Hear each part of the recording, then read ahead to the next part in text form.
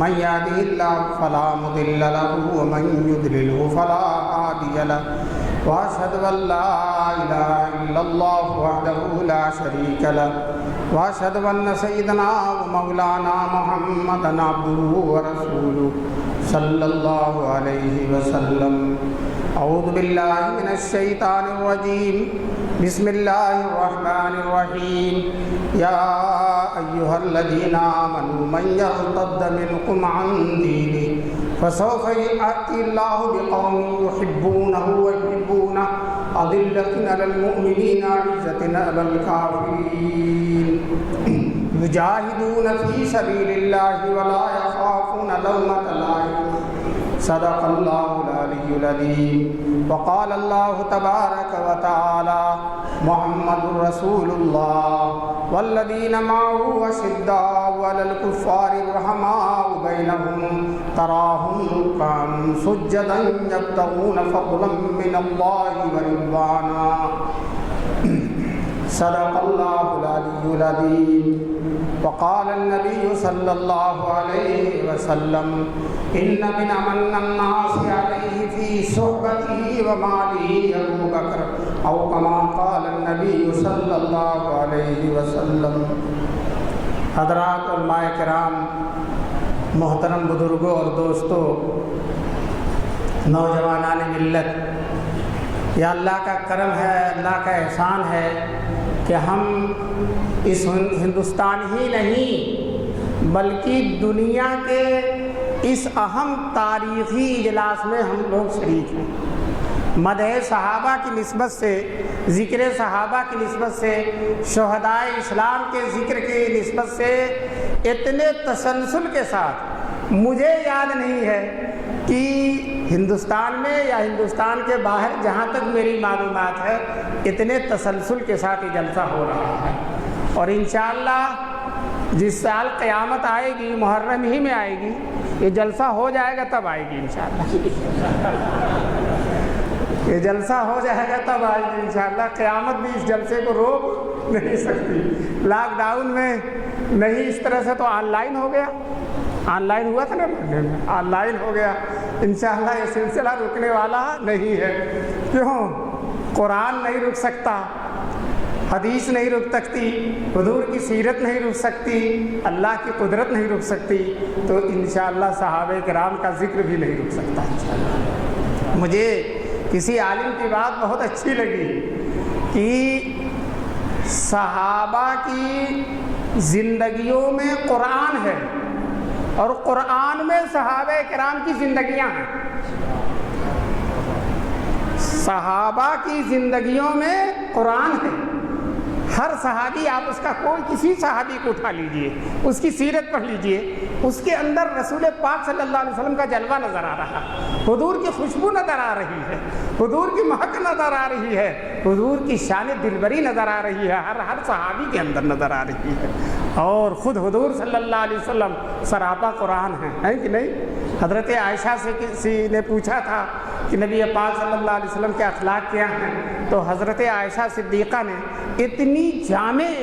اتنا جامع جملہ استعمال کیا حضور کی تعریف میں کہ کوئی انسان اس طرح سے حضور کی تعریف نہیں کر سکتا جو سیدہ عائشہ نے کیا. سیدہ عائشہ کو اللہ نے گوناگوں کمالات سے نوازا تھا. کل ہی میں سبق پڑھا رہا تھا ابو داؤد شریف کا، اس میں حضرت عائشہ کی تعبیریں ہیں عربی زبان میں. تو میں نے ان بچوں سے کہا کہ یہ تو تعبیرات کی امام ہیں، فصاحت و بلاغت کی جان ہے. یہ جس طرح سے چاہے جملے استعمال کریں اور ایک چیز کو یہ ہزاروں طریقے سے بیان کر سکتی ہیں. جیسا کہ کسی شاعر نے کہا تھا، گلدستہ معنی کو میں 100 رنگ سے باندھوں، ایک پھول کا مضمون ہو تو 100 ڈھنگ سے باندھوں. تو یہی شان سیدہ عائشہ کی ہے. واقعی اس کے اندر اپنا قصہ جو بیان کرتی ہیں، میں آپ سے عرض کرتا ہوں صحابان وائل گرد ہے اس کے سامنے، اور اسی طرح سے متنبی اور حریری، فصحائے عدنان اور بلغائے قحطان کا چراغ نہیں جلے گا حضرت عائشہ کے ان جملوں کے آگے، جو انہوں نے اپنی مظلومی اور بے کسی اور اپنے اوپر ہونے والے ظلم کو جس انداز سے بیان کیا. اسی میں ایک جملہ ہے کہ ان دنوں جب عفق کا چرچا چل رہا تھا تو میں اپنی آنکھوں میں نیند کا سرما نہیں لگاتی تھی، اپنی آنکھوں میں نیند کا سرما نہیں لگاتی تھی۔ عام طور پر کوئی بولے گا تو یہ کہے گا کہ نیند نہیں آتی ہے، بہت پریشانی ہوتی ہے، لیکن کیا ہے، جان فصاحت فرماتی ہیں نیند کا سرما نہیں لگاتی۔ تو حضرت عائشہ سے کسی نے حضور کے بارے میں پوچھا تھا تو حضرت عائشہ نے ایک جملہ بس بتایا، کان خلقہ القرآن، حضور کی پوری سیرت قرآن ہے۔ قرآن میں اللہ نے جو کچھ بتا دیا ہے، جو کچھ فرمایا ہے، جو کچھ علم کی شکل میں ہے، رسول پاک صلی اللہ علیہ وسلم کی زندگی میں وہی چیز عمل کی شکل میں ہے۔ اللہ کی باتوں کو عمل کر کے دکھا دیا جناب رسول پاک صلی اللہ علیہ وسلم نے۔ اور دوستو میں عرض کرتا ہوں حضور کی سیرت قرآن ہے اور صحابہ کرام حضور کی سیرت میں رنگے ہوئے ہیں، تو حضور صحابہ کرام کی زندگی بھی قرآن سے الگ نہیں ہے۔ دوستو اگر کسی کو صحابہ سے دشمنی کرنی پڑتی ہے تو قرآن سے بھی کرنی پڑتی ہے۔ صحابہ سے جو دشمنی کرتے ہیں وہ قرآن سے بھی کرتے ہیں۔ جن کو صحابہ سے کوئی نسبت نہیں ہوتی ان کو قرآن سے دور کا کوئی واسطہ نہیں ہوتا، قرآن سے ان کو نسبت ہو ہی نہیں سکتی، ان کی زبان پر قرآن جاری نہیں ہو سکتا۔ وہ نہج البلاغت بڑے زوردار طریقے سے پڑھیں گے، لیکن جب قرآن پڑھیں گے تو پتہ ہی نہیں چلے گا کہ توریت پڑھ رہے ہیں کہ انجیل پڑھ رہے ہیں۔ میں نے ایک جگہ دیکھا تو ایک صاحب تلاوت کر رہے تھے، حالانکہ ان لوگوں کو تلاوت اللہ سے کوئی نہیں، لیکن تلاوت کر رہے تھے اور لا یو ہے بولا لا یحب اللہ کو اس طرح سے پڑھ رہے تھے، لا یو۔ میں بہت دیر تک حیران تھا کہ اللہ کر کیا رہا ہے، یہ کیا کون سے پارے کی تلاوت کر، بہت دیر کے غور کے بعد۔ دوستو یہ صحابہ سے محروم ہونے کا نتیجہ ہے کہ اللہ نے قرآن سے بھی محروم کر دیا ہے۔ کیوں؟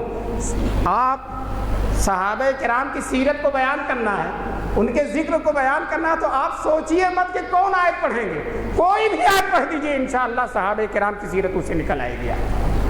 کوئی آیت پڑھ دیجئے، ہر آیت میں صحابہ کرام کی سیرتوں کے جلوے موجود ہیں۔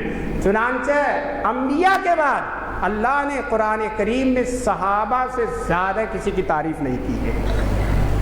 بڑے بڑے لوگ گزرے، حضرت مریم، حضرت لقمان، ایک دو جگہ ان کا تذکرہ آیا ہے، لیکن صحابہ کرام کا اتنی جگہ قرآن کریم میں تذکرہ آیا ہے کہ آپ گن نہیں سکتے، شمار نہیں کر سکتے۔ الف لام میم ذالک الکتاب لا ریب فیہ ھدی للمتقین، صحابہ کرام ہیں۔ کائنات کے سب سے بڑے متقی انبیاء کے بعد کون ہے؟ صحابہ کرام۔ ایک ایک آیت سے صحابہ کرام کی سیرتوں کا اندازہ ہوتا ہے۔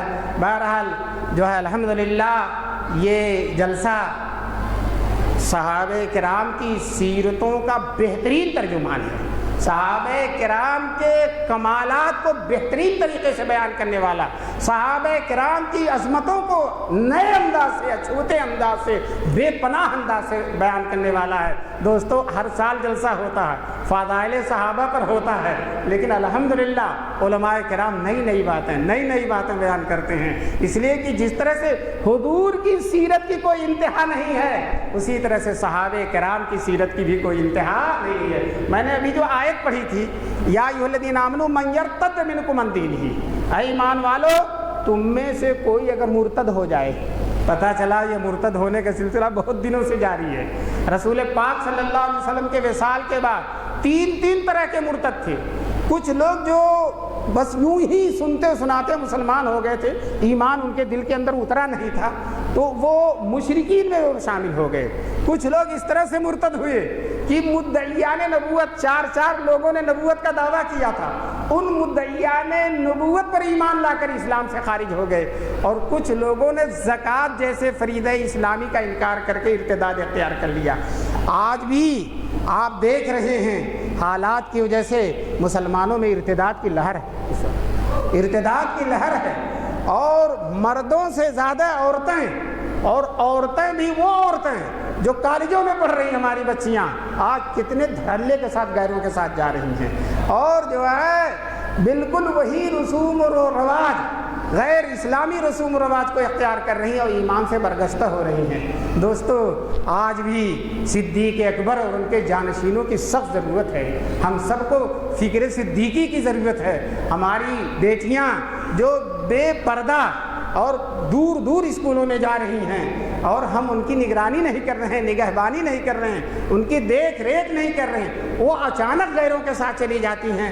کتنی شرم کی بات ہے کہ وہ عورتیں جو حضور کی امت میں ہیں اور جن کے بارے میں حضور نے فرمایا ہے میری آنکھوں کی ٹھنڈک ہے عورتوں میں، وہ عورتیں آج حضور صلی اللہ علیہ وسلم کی آنکھوں کا کانٹا بن رہی ہیں اور رسول پاک کے دین کو چھوڑ کر غیروں کی طرف جا رہی ہیں۔ دوستو یہی ارتداد حضرت ابو بکر صدیق کے زمانے میں بھی پھیلا تھا، لیکن کمال کر دیا حضرت ابو بکر صدیق نے 6 مہینے کے اندر اندر خلیفہ ہوتے ہی 6 مہینے کے اندر اندر اتنے فتنے تھے کہ مورخین لکھتے ہیں کہ ان فتنوں میں اسلام کا بظاہر ایک دن چلنا مشکل نظر آ رہا تھا، لیکن دوستو صدیق اکبر نے سارے فتنوں کو ختم کر کے اور اسلام کے چشمہ شافی کو صاف شفاف بنا کر اور اسلام کو دنیا میں پھیلا کر اور اسلام کی عظمت کا سکہ بیٹھا کر پوری دنیا کو حیرت زدہ کر دیا۔ مورخین حیرت میں ہیں، چنانچہ جو غیر مسلم مورخین ہیں یہودی عیسائی وہ کہتے ہیں اتنے بڑے بڑے فتنے اور 6 مہینے میں ختم کر دیا صدیق اکبر نے، صرف 6 مہینے کے اندر۔ انہیں تو حیرت ہے لیکن ہم کو کوئی حیرت نہیں ہے، اس لیے کہ صدیق اکبر اس کی آنکھوں کے تارے ہیں، اس کی نظر میں چڑھے ہوئے ہیں اور اس کی نگاہوں کے جو ہیں جو ساری دنیا کا ہادی بن کر آیا ہے جناب رسول پاک صلی اللہ علیہ وسلم، اس کے سب سے زیادہ فیض یافتہ اور سب سے زیادہ صحبت یافتہ ہیں۔ انہوں نے کارنامہ انجام دیا، مشرکین جو تھے یا تو تہے تیگ کر دیا یا ان کو دوبارہ اسلام میں لا کر اسلام کا حلقہ بگوش بنا دیا۔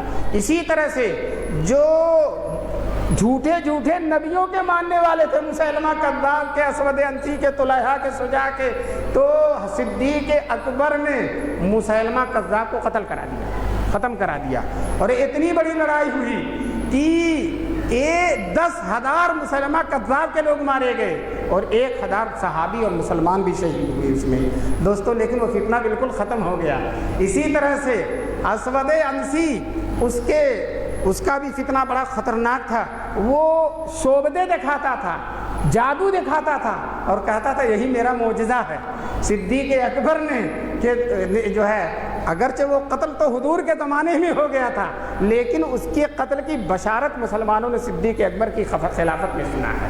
اسی طرح سے شجاع اور طلحہ یہ سب کے سب مسلمان ہو گئے، اور وہ لوگ جو زکوٰۃ نہیں دیتے تھے، وہ زکوٰۃ کا انکار کرتے تھے، وہ سب کے سب اپنے ہاتھوں میں زکوٰۃ لے کر آ رہے ہیں اور زکوٰۃ دے رہے ہیں، تو سارے فتنوں کو ختم کر دیا۔ اللہ فرماتے ہیں یا ایھا الذین آمنوا من یرتد منکم عن دینہ، تم میں کا جو دین سے مرتد ہو جائے گا فسوف یأتی اللہ بقوم، اللہ ایک قوم لائے گا۔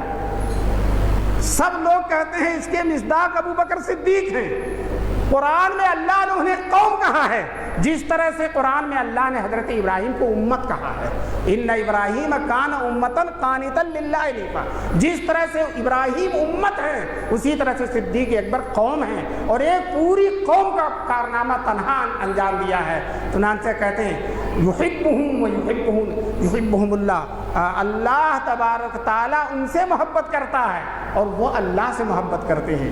یجاہدون فی سبیل اللہ، اللہ کے راستے میں جہاد کرتے ہیں، ولا یخافون لومۃ لائم، اور کسی لامت اور ملامت کرنے والے کی پرواہ نہیں کرتے۔ چنانچہ دیکھیے صدیق اکبر نے جب ان لوگوں سے جو زکوٰۃ نہیں دے رہے تھے، جب ان سے جہاد کا ارادہ کیا، اعلان کر دیا کہ ان سے جہاد کرنا ہے، تو مدینے میں سارے لوگوں کو سمجھ میں نہیں آ رہا تھا، سب لوگ پریشان تھے کہ وہ تو کلمہ پڑھتے ہیں، نماز بھی پڑھتے ہیں، صرف زکوٰۃ نہیں دیتے، اور حضرت ابو بکر ان سے جہاد کا ارادہ، لیکن ابو بکر دبلے پتلے ہیں، بہت دبلے پتلے، کمزور منحنی جسم کے ہیں، لیکن ایسی جرأت ہے، ایسی ہمت ہے کہ پہاڑوں میں وہ ہمت کہاں سے ہو سکتی ہے، پہاڑوں میں وہ مضبوطی کہاں سے ہو سکتی ہے۔ دوستو انہوں نے اعلان کر دیا کہ سب کو جانا ہے۔ اب لوگ پریشان ہیں کہ ان مسلمان نام کے لوگوں سے کہ اب تک تو کافروں سے لڑتے تھے تو وہ مسلمان ہیں، صرف زکوٰۃ نہیں دے رہے، ان سے لڑنا ذرا بوجھ سا لگ رہا تھا۔ لوگوں نے حضرت عمر سے کہا کہ آپ ہی بات کر سکتے ہیں، کوئی اور بات نہیں کر سکتا۔ حضرت عمر آئے اور انہوں نے حضرت ابو بکر صدیق سے کہا کہ یا خلیفۃ رسول اللہ ترحم بالناس ورفقہم، لوگوں کے ساتھ نرمی کا معاملہ کیجیے، لوگوں کے ساتھ پیار اور ملائمت نرمی کا معاملہ کیجیے، اور جو لوگ یہ زکوٰۃ نہیں دے رہے ہیں ان سے لڑنے کے لیے لشکر نہ بھیجیے۔ حضرت ابو بکر صدیق نے حضرت عمر سے کہا کہ تم جاہلیت میں بڑے بہادر تھے اور اسلام میں بزدل ہو گئے ہو۔ حضرت عمر جیسے آدمی سے کہہ رہے کہ تم بزدل ہو گئے، پھر کہا اے عمر کوئی نہیں جائے گا تو میں جاؤں گا، طلحہ جاؤں گا میں لڑنے کے لیے۔ جب اس عزیمت کے ساتھ کہا تو پورا لشکر تیار ہو گیا، اور جب مدینے میں ایسے اتنا لشکر چلا تو جانتے ہیں اس لشکر کی دھاک کیا بیٹھی، وہ لوگ جن سے لڑنے گئے وہ تو ڈر ہی گئے، دوسرے لوگ بھی ڈر گئے کہ جب ان صرف زکوٰۃ نہ دینے والوں کے خلاف اتنا بڑا لشکر ہے تو اسلام کو چھوڑ دینے والوں کے بعد کتنا بڑا لشکر صدیق اکبر بھیجیں گے۔ سب کا دل دہل گیا، اور اس ایک ہی لشکر میں ایک تیر میں کئی شکار ہو گئے، سب کے سب صحیح ہو گئے۔ بہرحال بڑا کام لیا اللہ تبارک تعالیٰ نے، زبردست کام لیا۔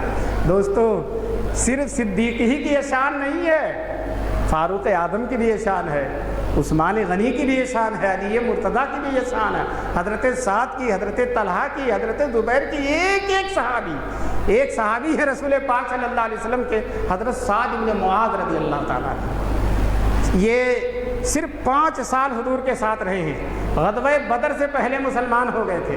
یہ جس دن سعد بن معاذ مسلمان ہوئے ہیں تو اسی دن ان کا پورا قبیلہ مسلمان ہو گیا۔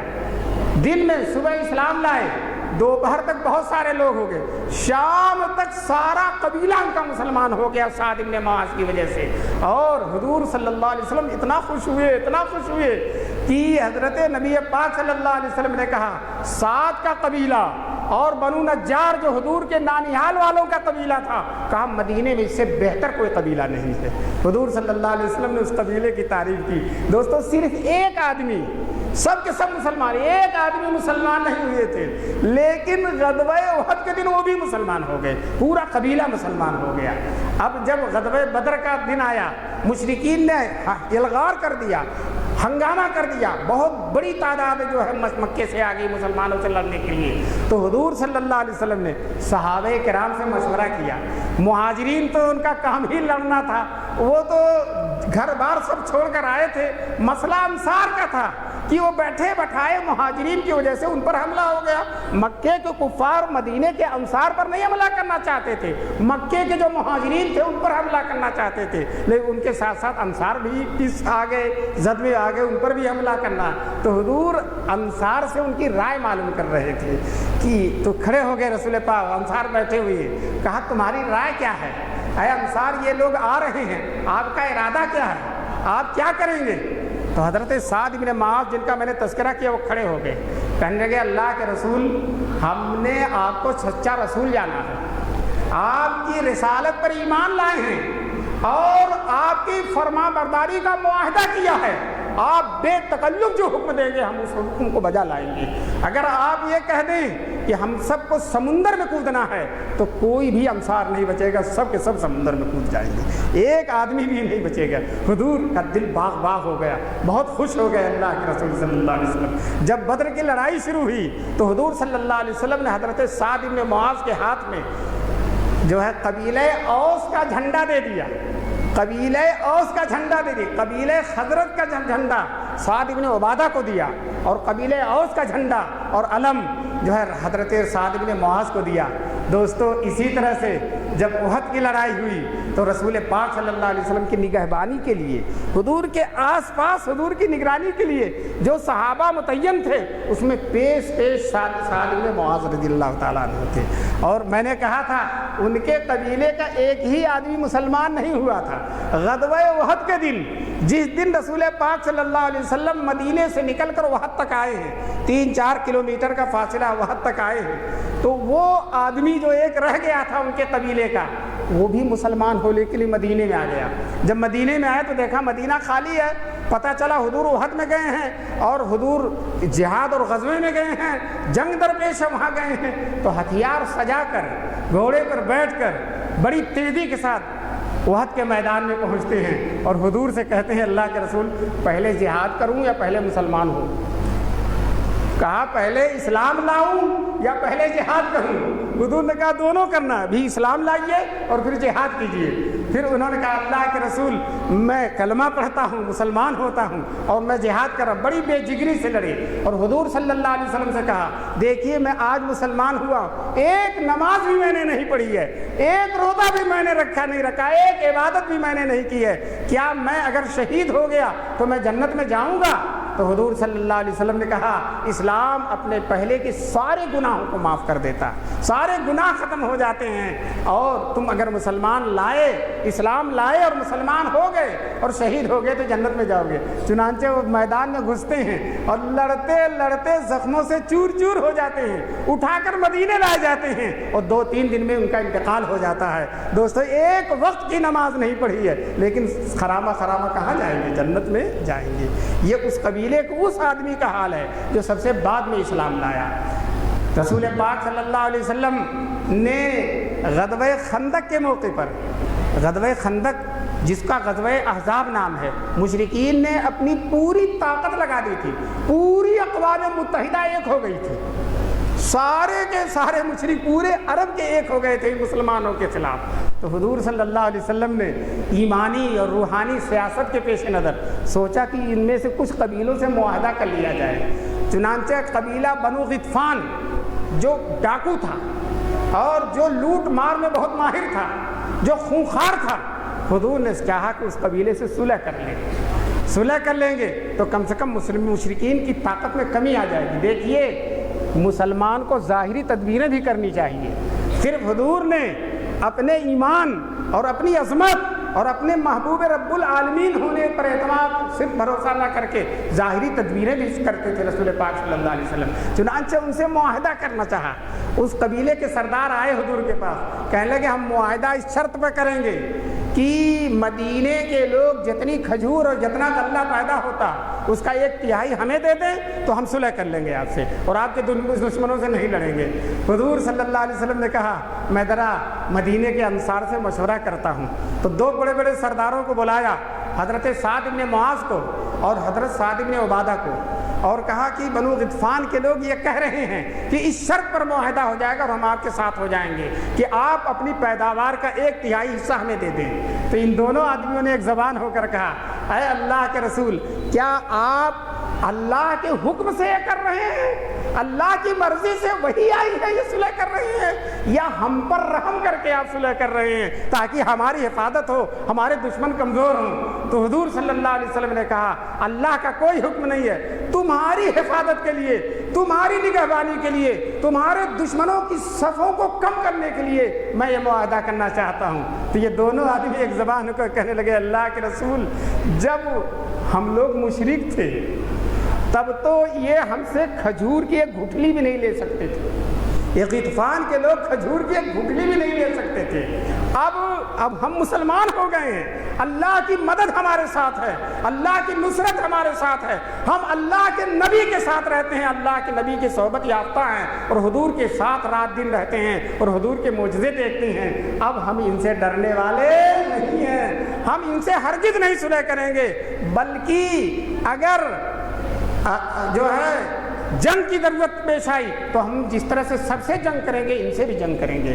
دوستو یہ صحابہ کرام کی شان ہے، دیکھیے یہ سعد ابن عبادہ ہیں، یہ سعد ابن معاذ ہیں اور کتنی جرأت کا معاملہ فرما رہے ہیں۔ دوستو اسی غزوہ خندق میں حضرت سعد، غزوہ خندق میں باضابطہ تو لڑائی نہیں ہوئی لیکن تیر اور پھینکے گئے، مشرکین ڈر کے بھاگ گئے، بڑی بھاری تعداد میں آئے تھے، اتنی بڑی تعداد اور اتنے قبیلے وہ نہ پہلے کبھی ملے تھے نہ آج نہ قیامت تک مل سکتے ہیں، جتنے بڑے بڑے قبیلے سب ایک ساتھ مل کر آئے تھے اس زمانے میں، لیکن جنگ کے بغیر ہی بھاگنا پڑ گیا، جنگ کے بغیر ہی بھاگنا پڑ گیا۔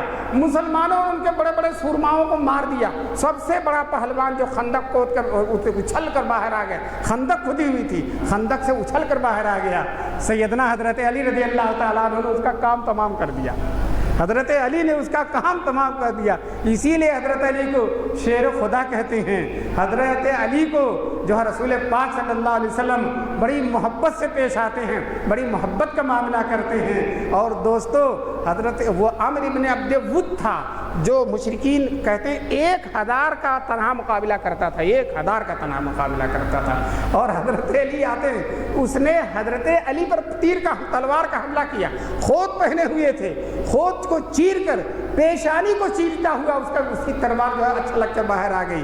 حضرت علی خاندان بنو ہاشم بنو قریش خون دیکھتے ہیں تو جلال آ جاتا ہے، چنانچہ حضرت علی کو جلال آیا اور گھوم کر اس پر وار کیا تو خودوں کو چیرتا ہوا اس کے سینے تک تلوار پہنچ گئی، سینے تک پہنچ گئی۔ جب انہوں نے دیکھا کہ ایک دبلے پتلے آدمی نے ہمارے 1000 آدمیوں کے مقابلے والے کے جب یہ معاملہ ہے اور اس طرح سے قتل کر دیا تو وہ سب کے سب بھاگ گئے، کوئی لڑا نہیں۔ تو سب سے کم لڑائی، سب سے زیادہ خطرہ غزوہ خندق میں تھا، لیکن اللہ نے سب سے زیادہ اسی کو ہلکا بنایا۔ قرآن میں بلغت القلوب الحناجر، تمہارے سینے تمہارے جو ہے گلوں تک آ گئے تھے سینے غم کی وجہ سے، وَتَظُنُّونَ بِاللَّهِ الظُّنُونَ، اور تم طرح طرح کی گمانات کرتے تھے اور طرح طرح کے خیالات لاتے تھے، ہوگا کیا ہوگا کیا ہوگا کیا، ارے ہوگا وہی جو اللہ چاہتے ہیں بڑی آسانی کے ساتھ۔ اسی جنگ میں حضرت سعد ابن معاذ لوہے کی کھوت پہنے ہوئے تھے، لڑ رہے تھے، اور ان کے ہاتھ میں تلوار تھی، اور تلوار کو خنجر تھا ان کے ہاتھ میں، خنجر کو ہاتھ میں لینے کے لیے ہاتھ کو کھوت سے باہر نکالا تب تو چلا سکیں گے۔ تو ایک مشرک نے اسی میں تیر مارا اور تیر ان کی اکحل جو اصل رگ ہوتی اس میں لگ گئی، بہت زیادہ خون بہا، خون بہتا ہی چلا گیا۔ رسول پاک صلی اللہ علیہ وسلم نے ان کے علاج کا بہترین انتظام کیا، خوب پیارے ہیں رسول پاک صلی اللہ علیہ وسلم کے۔ یہ علاج کیا کہ مسجد نبوی کے سامنے خیمہ بلا لیا اور مدینے کے سب سے بڑے ڈاکٹر کو اور سب سے بڑے طبیب اور حکیم کو حضور نے ان کی خدمت میں لا کر رکھا، ان کا علاج کرنا، اور صبح و شام روزانہ حضور ان کو دیکھنے کے لیے آتے تھے اور ان کو تسلی دیتے تھے حضرت سعد بن معاذ کو۔ اسی غزوے میں بنو قریظہ نے غداری کی تھی اور مسلمانوں کے خلاف تلوار اٹھائی تھی، غداری کر کے تلوار اٹھائی تھی اور دشمنوں سے جا کر مل گئے تھے۔ اب حضور جب غزوہ خندق سے فارغ ہو کر آئے، صحابہ کرام کئی دن سے لڑ رہے ہیں، گرد کی تہیں جس پر جمی ہوں، کپڑے بالکل گرد آلود ہو چکے ہیں اور ہر طرح سے نہ نہائے ہیں نہ دھوئے ہیں نہ کھانا کھایا، طرح طرح سے پریشان ہیں، مدینے میں آ رہے ہیں۔ اتنے میں جبریل آتے ہیں اور کہتے ہیں ابھی ہم لوگوں نے ہتھیار نہیں کھولا، آپ لوگ بھی مت کھولیے۔ ابھی ہم لوگوں نے ہتھیار، جو فرشتے آئے تھے انہوں نے ابھی ہتھیار نہیں کھولا، آپ لوگوں کو بھی نہیں کھولنا ہے۔ چنانچہ جو ہے حضور نے صحابہ کو اعلان کر دیا ہتھیار نہیں کھولنا، بنو قریظہ کا محاصرہ کرنا، ان کو گھیرنا۔ انہوں نے غداری کی ہے اور حضور سے معاہدہ کیا تھا کہ آپ کے خلاف نہیں لڑیں گے، اور جا کر مشرکین سے مل گئے تھے اور ہتھیاروں سے تیاری کی تھی، اور اللہ نے حضور کو خبر دی تھی کہ دیکھو قریظہ والے ہتھیاروں سے آپ پر حملہ کرنے کی تیاری کر رہے ہیں، آپ ہوشیار جو، خود اللہ نے خبر دی تھی، وحی کے ذریعے خبر آئی تھی۔ حضور نے اس کو گھیر لیا۔ دوستو کئی دن تک گھرے رہے، وہ کہنے لگے سعد ابن معاذ جو فیصلہ کر دیں گے ہم ان کا فیصلہ مان لیں گے۔ سعد ابن معاذ کی ان سے دوستی تھی، لیکن دوستو صحابہ کرام اللہ اور اس کے رسول کے مقابلے میں کسی دوستی کی کوئی رعایت نہیں کرتے۔ ان کے نزدیک سب سے پہلے اللہ اور اللہ کے رسول ہیں۔ چنانچہ ان قریظہ والوں کو بڑی امید تھی کہ ہمارے حلیف ہیں، ہمارے دوست ہیں، ہمارے موافق فیصلہ کر دیں گے، لیکن انہوں نے فیصلہ کیا یہ بڑے غدار ہیں، ان کے مردوں کو قتل کر دیا جائے، عورتوں بچوں کو غلام بنا لیا جائے اور ان کے سارے اموال پر قبضہ کر لیا جائے۔ دوستو سعد کے جسم سے خون جاری ہے اور ہاتھ زخمی ہے اور وہ اللہ سے دعا کر رہے ہیں، اے اللہ اگر مشرکین کی جنگ ختم ہو گئی ہے، اگر باقی ہے تو مجھے زندہ رکھ تاکہ میں ان سے پھر جنگ کروں، مجھے ان کے چونکہ وہ اللہ اور اس کے رسول کے مخالف ہیں، اور اگر جنگ ختم ہو گئی ہے تو بار الہ مجھے شہادت نصیب فرما، لیکن شہادت سے پہلے بنو قریظہ کے سلسلے میں اطمینان ہو جائے، میں اپنی آنکھوں سے ان کا حشر دیکھ لوں جب اللہ میری جان نکالنا اور جب اللہ مجھے شہادت سے سرفراز کرنا۔ یہ دعا کیا۔ چنانچہ جب فیصلہ ہو گیا تو سعد ابن معاذ کے ہاتھ میں جو زخم تھا بکری نے جو ہے اس کو مار دیا اپنے خون سے، خون پھر جاری ہو گیا اور خون اتنا بہا کہ بالکل بے ہوش ہو گئے، مشہور ہو گیا کہ شہید ہو گئے ہیں۔ اور وصال ہو گیا، حضور صلی اللہ علیہ وسلم بڑی تیزی کے ساتھ آئے اور حضور نے اپنی ران پر ان کا سر رکھ دیا، اپنی ران پر اپنے گود میں ان کا سر رکھ لیا، اس طرح سے حضور لے کر بیٹھے ہوئے ہیں۔ ذرا دوستوں دیکھیے، ایک دن وہ ہے کہ صدیق اکبر کی ران پر حضور کا سر ہے اور آج حضور کی ران پر سعد بن معاذ کا سر ہے، یہ اور گود میں لی ہوئی ہیں، لیکن سعد بن معاذ کے اندر ابھی رمق تھی، زندگی تھی، ابھی مرے نہیں تھے، انتقال نہیں ہوا تھا۔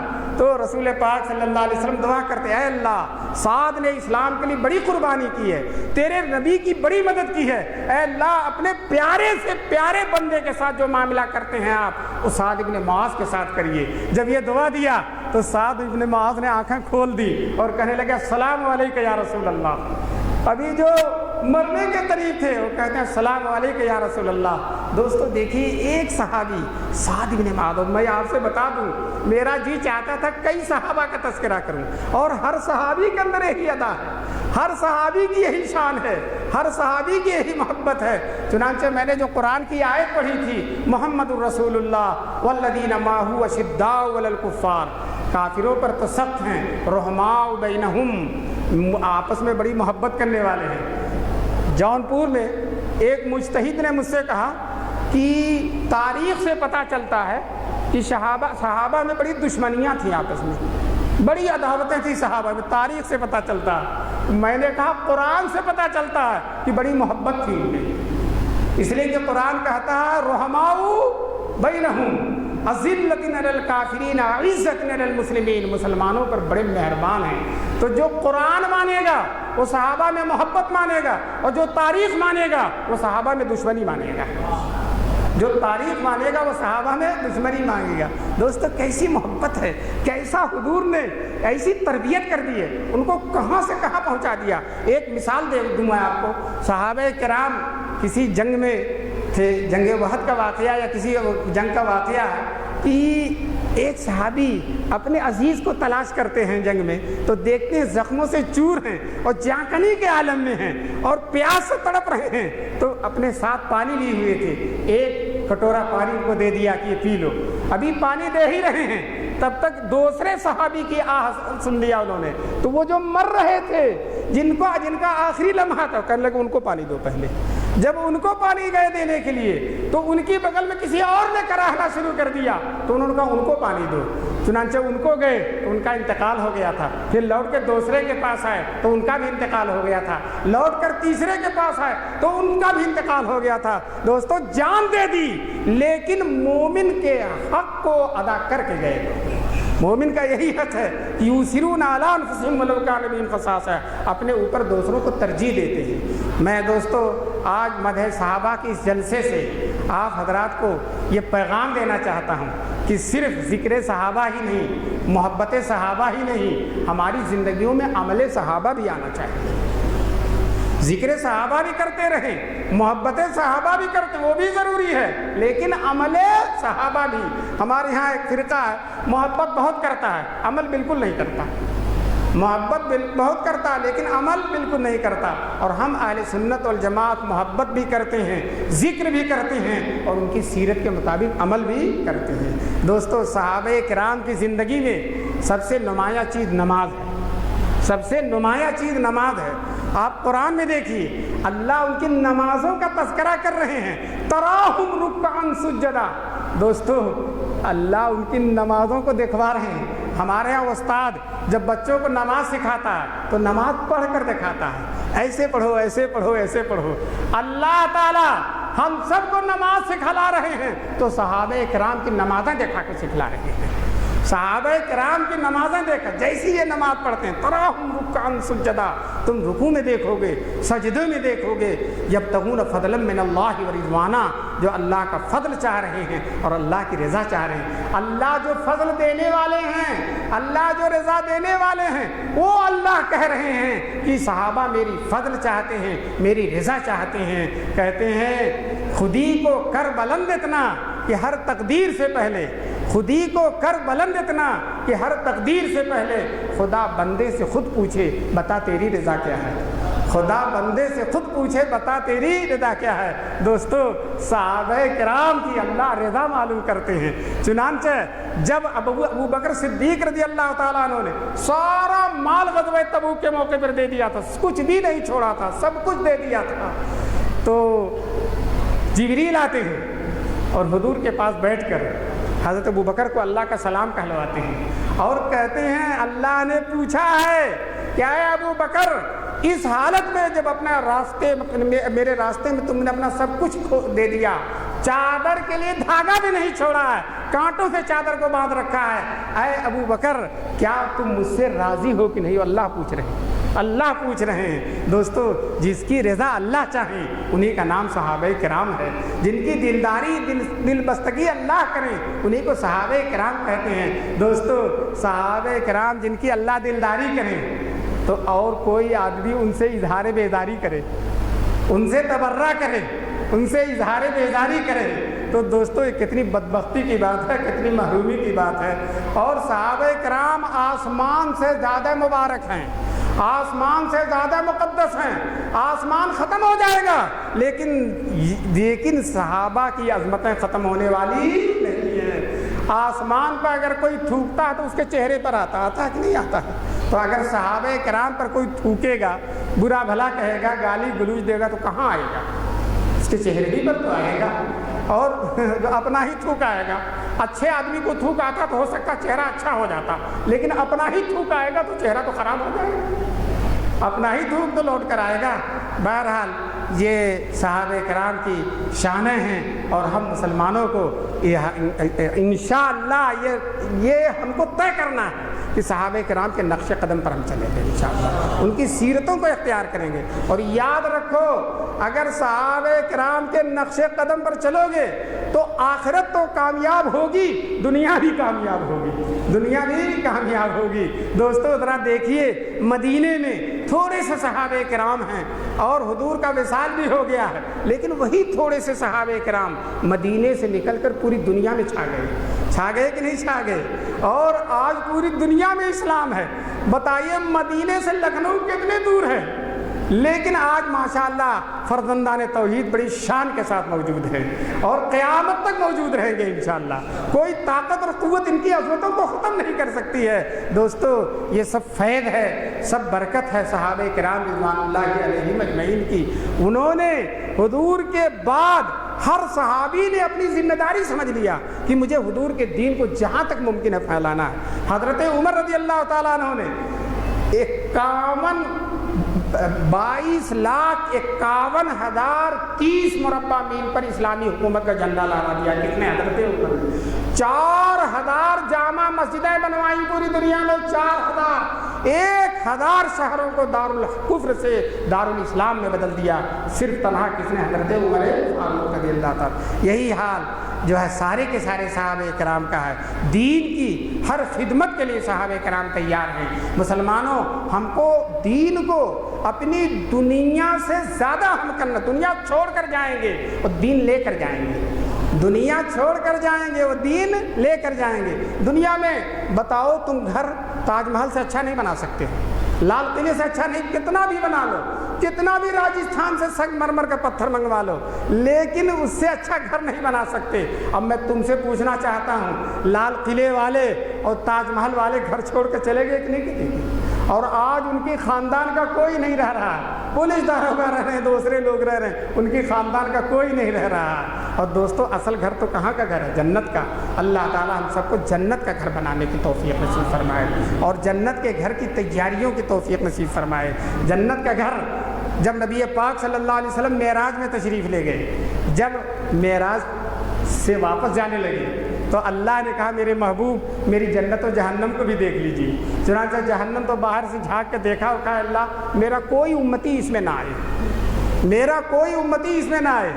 جنت میں اندر سے گئے, رسول پاک جبریل ساتھ ساتھ ہیں, چلتے چلتے چلتے جنت میں ایک شاندار محل نظر آیا, بہترین محل, جنت میں بھی نمایاں تھا. حضور نے پوچھا حضرت جبریل سے, جبریل محل کس کا ہے؟ تو جبریل نے کہا یہ فاروق اعظم کا محل ہے.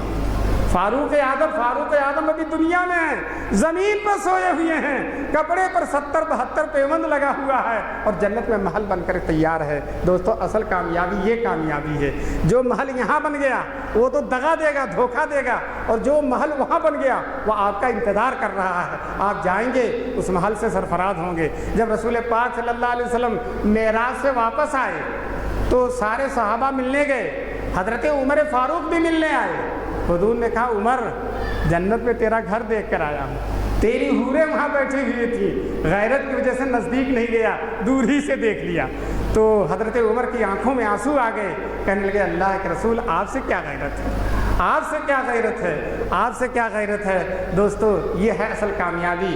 حضور جنت میں، حضور نے جوتوں کی آواز سنی، جوتوں کی آواز سنی، کسی سے پوچھا یہ جنت میں کون جوتا پہن کے چل رہا ہے، تو جبریل نے کہا آپ کے غلام بلال حبشی چل رہے ہیں، آپ کے غلام بلال حبشی چل رہے ہیں، بلال یہاں ہیں اور ان کے جوتوں کی آواز جنت میں سنی جا رہی ہے۔ دوستو یہ ہے اصل کامیابی۔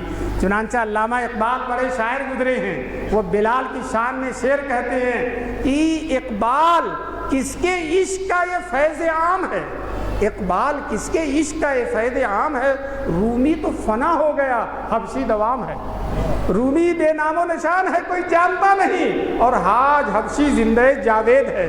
ایک دفعہ حبشہ کی جماعت آئی تھی، ہم لوگ لپک لپک کے مصافحہ کر رہے تھے، بار بار بڑی محبت لگ رہی تھی، اس لیے کہ کالے کالے وہ لوگ تھے تو بالکل بلال حبشی کی یاد تازہ ہو رہی تھی، بلال حبشی کی یاد تازہ ہو رہی تھی۔ بلال کی سال دوامی دیکھیے، مسلم تو غیر مسلم، مسلم تو مسلم، ہمارے ہاں کے غیر مسلم نے حضرت بلال کی شان میں شعر کہا ہے، ادھر آؤ بلال، ادھر آؤ بلال ان انگلیوں کو چوم لوں تیری، کہتے ہیں ادھر آؤ بلال ان انگلیوں کو چوم لوں تیری، دیا کرتے تھے تم جن سے رسول اللہ کو شانہ۔ ایک کافر ہے، غیر مسلم ہے، وہ کہتا جن انگلیوں سے حضور کی معمر اور معطر زلفوں میں کنگھی کیا کرتے تھے، آؤ بلال ان انگلیوں کو چوم لو۔ دوستو بلال کی انگلیاں چومی جا رہی ہیں، غیر مسلم بھی چوم رہا ہے، بلال کی نسبت سے لوگوں کے دل کھنچ رہے ہیں۔ یہ حضور پاک صلی اللہ علیہ وسلم کی عشق کی شان ہے۔ بلال حضور کے بعد ہجرت کر کے شام چلے گئے اور وہیں رہنے لگے کہ میں مدینے میں رہوں اور حضور کو نہ دیکھوں ہو نہیں سکتا، میں مدینے میں رہوں اور حضور کو نہ دیکھوں ہو نہیں سکتا، میں حضور کے بغیر مدینے میں رہ ہی نہیں سکتا ہوں۔ چنانچہ شام چلے گئے۔ ایک دن حضور کو خواب دیکھتے ہیں حضرت بلال، خواب میں دیکھتے ہیں، حضور فرماتے ہیں ما هذه الجفوہ یا بلال، اے بلال یہ کیسی بے رخی ہے، یہ کیسی بے رخی ہے، ہماری زیارت کو بھی نہیں آتے ہو، ہمارے قبر پر بھی نہیں آتے ہو۔ اسی سے علماء نے استدلال کیا ہے کہ حضور خوش ہو جاتے ہیں اس آدمی سے جو حضور کے روضہ اطہر کی زیارت کرتا ہے۔ اللہ تعالی ہم سب مسلمانوں کو حضور کے روضہ اطہر کی زیارت کی توفیق نصیب فرمائے۔ جب یہ خواب دیکھا بلال حبشی نے تو دوڑے ہوئے تیز اونٹنی پر مدینے آئے، اور جب مدینے آئے حضور کے روضہ اطہر پر پہنچے، رونے لگے، زار زار ہو گئے، بے قابو ہو گئے، بے ساختہ ہو کر گر پڑے۔ دوستو مدینے کے لوگوں نے کہا بلال آ گئے ہیں، اذان دے دیجئے، اذان دے دیجئے۔ آپ کی اذان سنے ہوئے عرصہ گزر گیا ہے۔ جب بلال ہجرت کر کے شام جا رہے تھے، حضرت ابو بکر کی خلافت کا زمانہ تھا، تو سب لوگ روک رہے تھے، حضرت ابو بکر بھی روک رہے تھے، تو حضرت بلال نے کہا ابو بکر آپ نے اگر اللہ کے لیے مجھے آزاد کیا تھا تو مجھے جانے دیجئے، اور اپنے کسی مقصد کے لیے آزاد کیا تھا تو روک لیجئے۔ بہرحال سب لوگوں نے درخواست کیا کہ اب اذان دینی ہے آپ کو۔ حضرت بلال کسی طرح سے تیار نہیں ہو رہے تھے، اس لیے کہ اذان دینے کے بعد ان کی عادت تھی، حضور کو آتے تھے بلانے کے لیے، حضور کو اب اذان دے کر کس کو بلانے جائیں گے؟ حضور ان کی اذان سنتے تھے، بلال کو جوش تھا کہ خوشی تھی میری اذان حضور کے کانوں میں جا رہی ہے۔ اب بلال کسی طرح سے تیار نہیں ہوئے تو لوگوں نے حضرات حسنین، حضرت حسن اور حضرت حسین سے کہا انہی لاڈلوں کی، انہی نولہالوں کی، انہی حضور صلی اللہ علیہ وسلم کے پھولوں کی جو ہے بلال حبشی بات مان سکتے ہیں اور کسی کی نہیں مان سکتے۔ چنانچہ حضرات حسنین آئے، پہلے تو بلال ان کو سینے سے لگایا، خوب چومنے لگے، گود میں بٹھانے لگے، سینے سے لگانے لگے۔ انہوں نے کہا آپ جس طرح سے ہمارے نانا کے زمانے میں اذان دیتے تھے آج آپ اذان دیجیے، آج آپ اذان دیجیے۔ تو ان لاڈلوں کی بات حضرت بلال ٹال نہیں سکے. انہوں نے کہا ٹھیک ہے اذان دیں گے. ممبر پہ کھڑے ہو گئے, اذان دینے کے لیے کھڑے ہو گئے جو ہے مسجد پر. اللہ اکبر پہلی دفعہ کہا, پورے مدینے میں کوہرام مچ گیا. وہ بلال حبشی کی آیات, حضور کا زمانہ یاد آ گیا. ساری عورتیں اپنے گھروں سے باہر نکل گئیں, چیخنے لگی, چلانے لگی, رونے لگی. کہتے ہیں حضور صلی اللہ علیہ وسلم کے بعد وصال کے دن جتنا رونے والے رونے والیاں تھیں, اس کے بعد اس کے بعد سے لے کر آج کے دن تک ایسا رونا مدینے میں دیکھا نہیں گیا. تہلکہ مچ گیا, کوہرام مچ گیا, عورتیں گھروں سے باہر آ گئیں. دوستو جب حضرت بلال نے اذان پوری کی, سب کو رسول پاک کا زمانہ یاد آ گیا.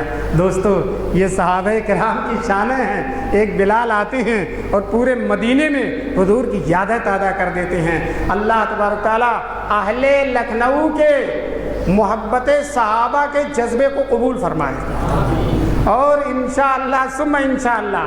ابھی تو میں نے بتایا تھا نا, یہ جلسے قیامت تک رہیں گے نا انشاءاللہ, اور قیامت جس سال آئے گی انشاءاللہ جلسے ہو جائیں گے تب آئے گی. اللہ کی ذات سے یہی امید ہے. اور آپ حضرات یہ اتنی قدیمی روایت, صحابہ کرام سے محبت, صحابہ کرام سے عشق اور صحابہ کرام کے نقش قدم پر چلنے کی جو کیفیت ہے, اللہ تبارک تعالیٰ آپ کو قیامت تک ان کے نقش قدم پر چلنے کی توفیق نصیب فرمائے. آپ سیرت صحابہ پڑھیے, خلفائے راشدین جو حضرت مولانا عبدالشکور صاحب رحمۃ اللہ علیہ کی کتاب ہے, اور آیات بینات, اور بہت ساری کتابیں ہیں جن سے آپ کو صحابہ کرام کا عشق پیدا ہوگا, محبت پیدا ہوگی, اور ان کی جیسی زندگی گزارنے کی اللہ تبارک تعالیٰ آپ کو توفیق نصیب فرمائیں گے. ان کتابوں کو پڑھیے, آپ کو پتہ چلے گا دین کے سامنے دنیا کی کوئی چیز صحابہ کرام کی نظر میں نہیں تھی. دین کے مقابلے میں کوئی چیز حیثیت نہیں رکھتی تھی. آدمی سب سے زیادہ محبت بیٹے سے کرتا ہے. ابو بکر صدیق کے بیٹے عبد الرحمن نے کہا, ابا غزوہ بدر میں آپ میری تیر کی زد میں آ گئے تھے, تلوار کی زد میں آ گئے تھے, لیکن ابا ہونے کی وجہ سے, والد محترم ہونے کی وجہ سے میں نے آپ کو چھوڑ دیا تھا. حضرت ابو بکر فوراً کہتے ہیں, اور تو میری تیر کے زد میں آ جاتا, میری تلوار, تو میں بیٹا ہونے کی وجہ سے ہرگز نہ چھوڑتا تم کو. تو بتائیے, بیٹوں کی بھی کوئی حیثیت نہیں ہے اسلام کے آگے, مال و دولت کی کوئی حیثیت نہیں ہے اسلام کے آگے. 2-3 منٹ میں حضرت عثمان غنی کا قصہ سنا کر بات کو ختم کر دیتا ہوں. مدینے میں جب مسلمان گئے تو پانی کھارا تھا, اور مدینے کا پانی میٹھا نہیں تھا. ایک کنویں کا پانی بہت میٹھا تھا. اس پانی کا مالک یہودی تھا. وہ مسلمانوں کو پانی دیتا نہیں, پیسے لے کر دیتا, بیچتا تھا. جس طرح سے آج کوکو کولا اور تھمس اپ بیچا جاتا, اسی طرح سے وہ پانی بیچتا تھا. تو اب مسلمان پریشان تھے, کھانے کی تنگی ہے, پانی بھی پیسے سے مل رہا ہے. مسلمانوں کی یہ تنگی حضور کو دیکھی نہیں گئی. حضور نے ایک دن مسجد نبوی میں نماز کے بعد اعلان کر دیا, مسلمانوں ضروری بات سنو, اس کنویں کو خرید کر جو مسلمان سارے مسلمانوں کو وقف کر دے گا, میں اس کے لیے جنت میں چھلکتی ہوئی نہر کی ضمانت لیتا ہوں. یہ حضور نے کہا, جنت میں بہتی ہوئی نہر وہ کنواں دے گا, میں ضمانت لیتا ہوں کہ اللہ اس کو جنت میں نہر دیں گے. دوستوں مجمع میں حضرت عثمان غنی بھی تھے. وہ دوڑے ہوئے گئے اس یہودی کے پاس, کہیں مجھ سے پہلے کوئی نہ چلا جائے. یہودی سے کہا پانی بیچ, کنواں بیچ دے. یہودی کہنے لگا بہت پیسہ لوں گا, بہت پیسہ. حضرت عثمان نے کہا جو کہو گے دے دوں گا, اس لیے کہ ان کی نظر پیسے پر نہیں ہے, جنت کی اس چھلکتی ہوئی نہر پر ہے جس کی رسول اللہ نے ضمانت لی ہے. جب پیسہ حضرت عثمان نے کہا جو کہو گے, تو یہودی نے کہا 24,000 درہم لوں گا, 24,000 درہم لوں گا. حضرت عثمان نے درہم نکال کے دینا شروع کر دیا. یہودی شرارت پر اتر آیا, شرارت نہ کرے تو یہودی ہی نہیں ہوگا. وہ شرارت پر اتر آیا. اس نے کہا آدھا کنواں بیچوں گا اور آدھا نہیں بیچوں گا, آدھا بیچوں گا آدھا نہیں بیچوں گا. حضرت عثمان غنی نے سوچا کہیں اس سے بھی نہ مکر جائے, یہ بھی کہنے لگا آدھا ہی دے دو. کہنے لگا پیسہ وہی لوں گا جو کہا تھا, آدھا کنواں دوں گا. چنانچہ حضرت ابو بکر صدیق نے آدھا کنواں خرید لیا, 24,000 درہم دے دیا, اور وہی کھڑے کھڑے اعلان کر دیا کہ آدھا کنواں سارے مسلمانوں پر وقف ہے اور سارے مسلمان اس کے مالک ہیں. شرط یہ ٹھہری کہ آدھے کنویں کا پانی یہودی لے گا اور آدھے کنویں کا پانی مسلمان. ایک دن کا پانی یہودی لے گا اور ایک دن کا پانی مسلمان لیں گے. مسلمانوں کو اللہ نے دنیا میں سب سے زیادہ عقل دی ہے, سب سے زیادہ عقل مسلمانوں کو ہے. چنانچہ جس دن مسلمانوں کی باری آتی تھی 2 دن کا پانی لے لیتے تھے, 2 दिन کا پانی لے لیتے برتن میں. جب یہودی کی باری آتی کنویں کے کنارے بیٹھ جاتا تھا اور جو ہے پانی بیچنے کے لیے صبح سے شام تک 1 کٹورا پانی بھی نہیں بکتا تھا. 1 ہفتہ ہوا 2 ہفتہ ہوا پانی بکا ہی نہیں. آ کر حضرت عثمان غنی سے کہتا وہ بھی خرید لو. چنانچہ حضرت عثمان غنی نے وہ بھی خرید لیا. بتاؤ مسلمانوں جنت میں چھلکتی ہوئی نہر ہے کہ نہیں ہے؟ چھلکتی ہوئی نہر ہے کہ نہیں نہر ہے؟ اور جو عثمان کو نہیں مانے گا اس کے لیے بھی نہر ہے، لیکن خون اور پیشاب کی نہر ہو سکتی ہے، پانی کی نہر نہیں ہو سکتی. اللہ تعالی ہم سب کو صحابہ کرام کے نقش قدم پر چلنے کی توفیق نصیب فرمائے. اور میں آج پوری امید نہیں تھی کہ آپ کے جلسے میں آ سکوں گا. میری گاڑی رڑکی سے تھی. جب میں وہاں گیا تو پتہ چلا گاڑی کینسل ہے بالکل ٹائم. لیکن حضرت مولانا کی جرأت ایمانی، جرأت رندانہ اور عزم و ہمت کی بات، کہنے لگے تم کو جہاز سے آنا، کسی طرح سے آنا. چنانچہ میں ہمت نہیں کر رہا تھا، وہاں سے پھر دلی جانا اور دلی سے جہاز پکڑنا، جہاز کا ٹکٹ کرانا. میں راستے میں ہوں، لیکن یہ سب کچھ ہو گیا ذکر صحابہ کی برکت سے، اور میں بہت آسانی کے ساتھ آپ کی خدمت میں پہنچا ہے. مجھے یقین ہے کہ انشاءاللہ اللہ تعالیٰ جس طرح سے دنیا میں کامیاب کرتے ہیں، میدان محشر میں انشاءاللہ تعالیٰ اللہ تعالیٰ ہر طرح سے سرخرو رکھیں گے اور ہر طرح سے کامیاب رکھیں گے. وآخر دعوانا الحمدللہ.